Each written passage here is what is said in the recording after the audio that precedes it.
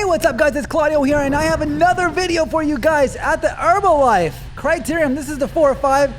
Check out the juniors. This is the neutral lap, but man, they're in there taking that turn with the zip wheels. Pure bling. Man, I wish I had started when I was whatever that is. They look like they're under 10. Imagine if, man, and just imagine if I had learned how to turn my bike when I was 9 years old.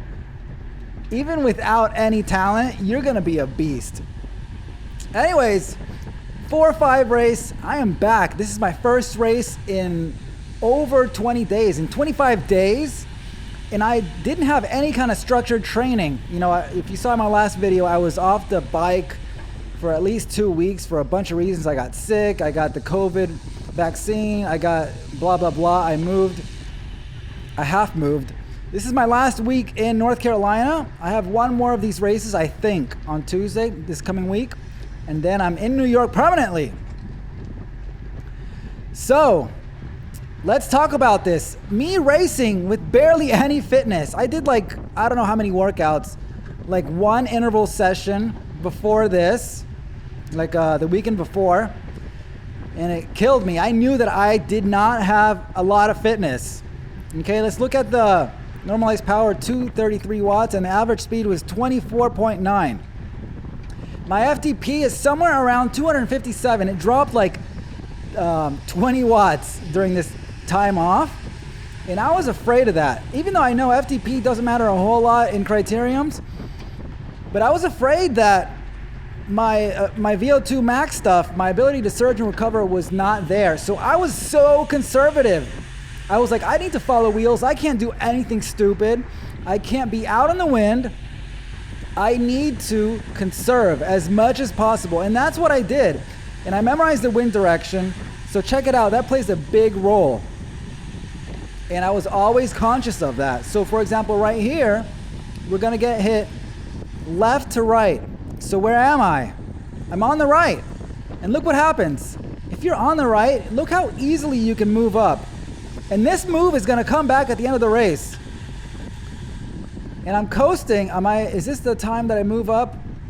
No, not so much. I didn't move up here. But it's going to come back. You're going to see it in a second. But I'm shielded. I'm on the right side there. And that's going to help me because every little walk counts when you're not fit. Here it is. I do it again. We're up to speed. And I'm doing no watts barely.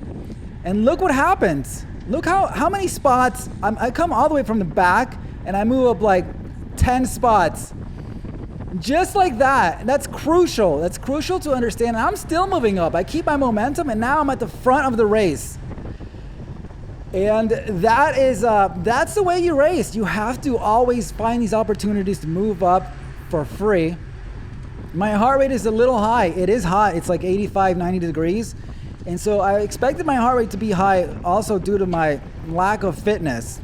Just by the way, if you guys want to know what my Training Peaks fitness score is, check it out. It's 46, which is insane. Usually I'm in 60s, 70s, and when I'm peaking, maybe 80s. I've never hit a 90. But 46 is insane if you use Training Peaks. I don't know. I have some friends that are in the 100, breaking 100. Anyways, 46 is I haven't been training at all. So we got an attack here, and I'm not following it because I don't want to hurt myself. And this attack is strategic because the guy has a teammate up the front, not doing any work. He's not gonna chase that, right? So that's a nice move. And I don't do anything. I don't wanna surge unnecessarily. And we have people that are gonna chase that down, so I am okay sitting in. And it does, and people see the opportunity to go up there because that could turn into a break. That could be an opportunity. I'm not trying to get myself in a break with this kind of fitness. My goal was just to sit in and wait for some kind of last couple laps type of deal. And to really understand what my fitness was like.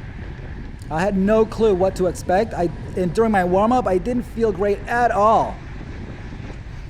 So here I gotta surge because it's getting all strung out and I gotta find a wheel to seek shelter from. And so here it is. But you can see it's really strung out. In the front of the race, people we're getting hit here from left to right again. And you can see that I'm trying to a little bit stay to the right. Seek some kind of shelter. Even if I don't do it correctly, in my mind, that's what's happening. And it's going to save me watts here and there. And it gets brought back. And now we're all good. We're stitching this up. And there were about, I think, 20 people in this race, the 4-5. And some of the hard hitters upgraded already. So it's a little bit more evened out, but there's still some sprinters in here and some people that I didn't know. Like the guy that's up the road right now who's trying to break away. I haven't raced with them. So I didn't know him. I didn't know what he was up to. But he's up there and he's going for a solo break. And people are going to try to chase him down. I know this guy in the red here. He's always there and he's a sprinter. He used to be like a speed skater. And he's strong. He's always getting podiums. So I know that if I'm on his wheel, it's going to be a good thing. Here we are a lap later. Where are we? 10 laps in at a 24. And I'm starting to have more confidence in my fitness here. But you can see I'm going to the right. I'm saving every little watt because I don't think that I have fitness here. And I'm at 3.75 watts per kilo. And that's still good. And I'm not chasing that because that will hurt me. That will really hurt me. So I just got to stay in the draft. I got to make these decisions really before the race that I can't do that. I can't mess around. So I find the wheels that are going just fast enough for me to catch and to hop on. Like this one here. It didn't really hurt me too much. But I'm doing 180 BPM and it's climbing my heart rate here. And I'm getting gapped and this is kind of dangerous. This is not good. Because this could really hurt me and I need to recover. There's a solo man up the road. I think that's what's happening. We're chasing him. The guy's up there. Yeah, you can see him. He's still away. So we're trying to really keep the pace up. And wind is a factor. There he is. There's some lap riders, but there he is. He's hammering that's this little hill here. That guy stays up there. I've never seen him. And he's strong. I don't know what the deal is. He's strong and he's trying to get away. I don't know if he has teammates. I didn't recognize any teams. Here we are, a little bit later. The guy's still away. We're trying to chase him down. Now I get to the front and I don't want to pull because I don't want to do unnecessary things when there are, some teams here that could be doing it. So I let him go and I try to slot back in. I know this is a good wheel here, and I get behind it. And so we're coming up on this section again. Let's see how I play this. This is well, we skip ahead. So there he is. We're catching him. It's a lap later. We're finally catching him, and what we're trying to do here is we need to ride right through him. We need to attack him. Go right through him. Go right And so I'm telling them, guys, we got to run right through them. And I want to make that guy hurt because he's hurting already. I want to really hurt him. I want him to pay. So then I attack there. I go right through him. And I'm hoping that it's going to hurt him and it's going to drop him. But of course it's not because he's pretty good. Let's face it. This guy's strong. But I gap the field a little bit. Increase the pace. I don't do anything too crazy because I can't. So I'm conservative. It's very calculated. You see, I'm not going like 500 watts here, but my heart rate is climbing. So I'm doing something. I'm helping out the situation, and it gets a little strung out, but then here I am. I say that I'm done, and they come around. It didn't do anything. The guy just slotted back in. No big deal. But hey, I've got to do something here. So now I'm a little bit in trouble because I'm a little gassed, but it was it wasn't that big a deal. Wasn't that big of an effort. You know, something like 30 seconds, and it's fine. My heart rate is still 185, which is high. That's pretty high. My max is like somewhere 195, like max. Like I'll hit 190 if I'm sprinting. But again, the temperature really raises everything. So we got another attack. 21 laps in it. This is like 3 to go. And we're go time. 3 to go. You're gonna see, if you do these races, you're gonna see attacks. People attacking people that are not sprinters. They need to do things like this to try to get away because they know that they can't out sprint some of these guys.